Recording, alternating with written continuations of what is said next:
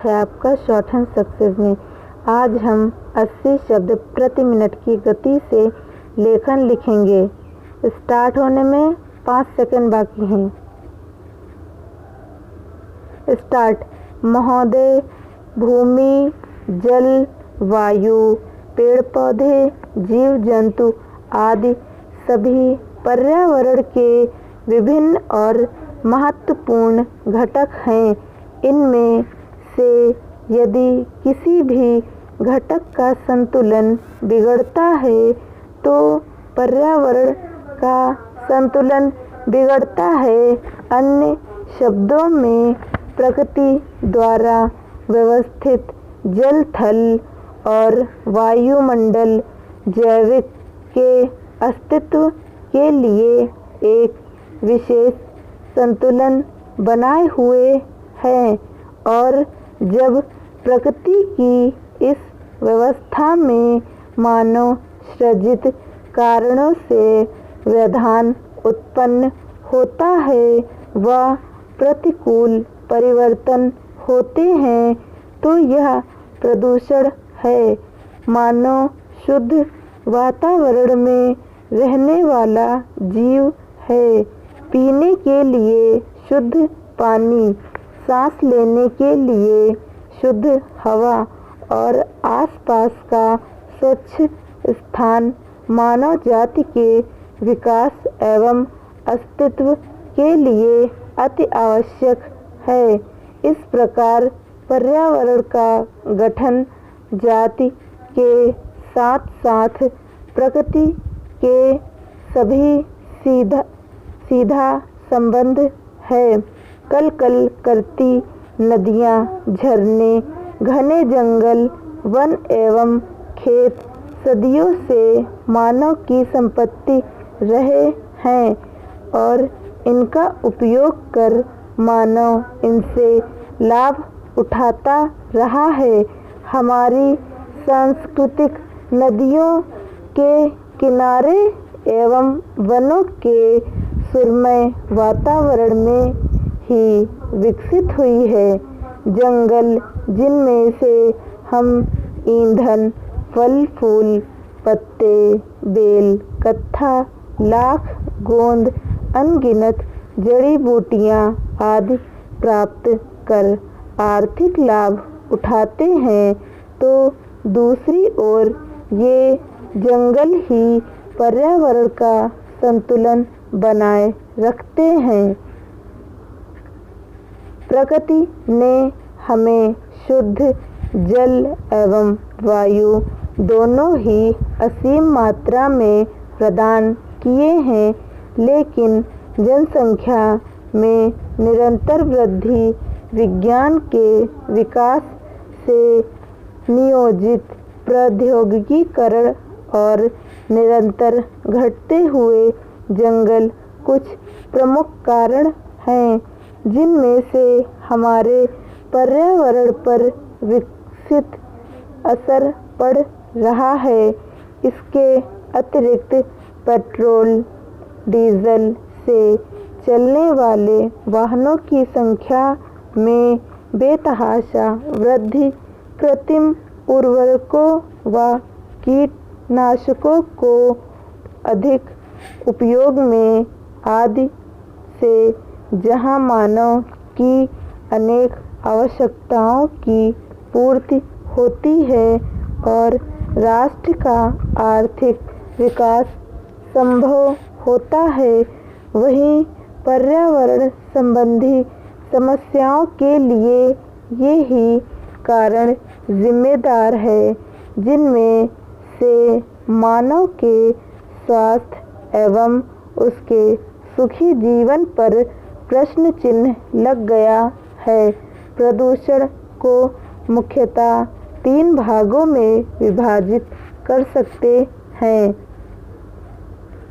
हमारे वायुमंडल में नाइट्रोजन, ऑक्सीजन, कार्बन डाइऑक्साइड व अन्य गैसों की एक निश्चित मात्रा होती है। प्रकृति द्वारा व्याप्त जब इस संरचना में परिवर्तन होते हैं तो वायुमंडल में प्रदूषण बढ़ता है। बढ़ती हुई जनसंख्या, कल कारखानों की चिमनियों से निकलने वाली विभिन्न प्रकार की जहरीली गैसें एवं यातायात व परिवहन के साधनों से निकलने वाला धुआं कुछ प्रमुख कारण है वायु प्रदूषण के। स्टॉप। दोस्तों, यदि आपको ये हमारा वीडियो अच्छा लगे तो आप हमारे चैनल को लाइक और सब्सक्राइब करना ना भूलें तथा अपने दोस्तों के साथ भी शेयर करें। है आपका शॉर्टहैंड सक्सेस में आज हम 80 शब्द प्रति मिनट की गति से लेखन लिखेंगे। स्टार्ट होने में 5 सेकंड बाकी हैं। स्टार्ट। महोदय, भूमि, जल, वायु, पेड़ पौधे, जीव जंतु आदि सभी पर्यावरण के विभिन्न और महत्वपूर्ण घटक हैं। इनमें से यदि किसी भी घटक का संतुलन बिगड़ता है तो पर्यावरण का संतुलन बिगड़ता है। अन्य शब्दों में प्रकृति द्वारा व्यवस्थित जल, थल और वायुमंडल जैविक के अस्तित्व के लिए एक विशेष संतुलन बनाए हुए हैं और जब प्रकृति की इस व्यवस्था में मानव सृजित कारणों से व्यवधान उत्पन्न होता है व प्रतिकूल परिवर्तन होते हैं तो यह प्रदूषण है। मानव शुद्ध वातावरण में रहने वाला जीव है। पीने के लिए शुद्ध पानी, सांस लेने के लिए शुद्ध हवा और आसपास का स्वच्छ स्थान मानव जाति के विकास एवं अस्तित्व के लिए अति आवश्यक है। इस प्रकार पर्यावरण का गठन जाति के साथ साथ प्रकृति के सभी सीधा संबंध है। कल कल करती नदियाँ, झरने, घने जंगल, वन एवं खेत सदियों से मानव की संपत्ति रहे हैं और इनका उपयोग कर मानव इनसे लाभ उठाता रहा है। हमारी सांस्कृतिक नदियों के किनारे एवं वनों के सुरमय वातावरण में ही विकसित हुई है।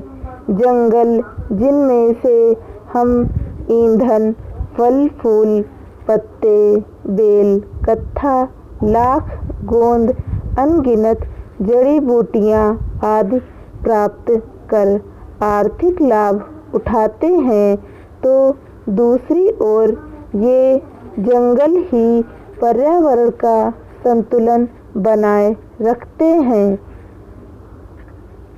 प्रकृति ने हमें शुद्ध जल एवं वायु दोनों ही असीम मात्रा में प्रदान किए हैं, लेकिन जनसंख्या में निरंतर वृद्धि, विज्ञान के विकास से नियोजित प्रौद्योगिकीकरण और निरंतर घटते हुए जंगल कुछ प्रमुख कारण हैं जिनमें से हमारे पर्यावरण पर विकसित असर पड़ रहा है। इसके अतिरिक्त पेट्रोल, डीजल से चलने वाले वाहनों की संख्या में बेतहाशा वृद्धि, कृत्रिम उर्वरकों व कीटनाशकों को अधिक उपयोग में आदि से जहां मानव की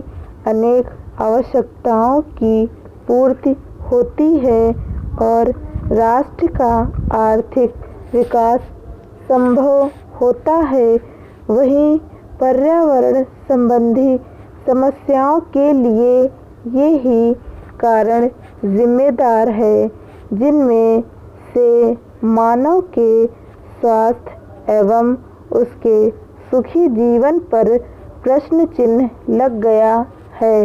प्रदूषण को मुख्यतः 3 भागों में विभाजित कर सकते हैं।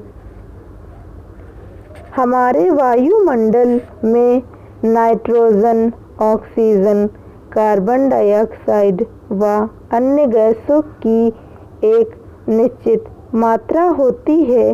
प्रकृति द्वारा व्याप्त जब इस संरचना में परिवर्तन होते हैं तो वायुमंडल में प्रदूषण बढ़ता है। बढ़ती हुई जनसंख्या कल कारखानों की चिमनियों से निकलने वाली विभिन्न प्रकार की जहरीली गैसें एवं यातायात व परिवहन के साधनों से निकलने वाला धुआं कुछ प्रमुख कारण है वायु प्रदूषण के। स्टॉप। दोस्तों, यदि आपको ये हमारा वीडियो अच्छा लगे तो आप हमारे चैनल को लाइक और सब्सक्राइब करना ना भूलें तथा अपने दोस्तों के साथ भी शेयर करें। है आपका शॉर्टहैंड सक्सेस में आज हम 80 शब्द प्रति मिनट की गति से लेखन लिखेंगे।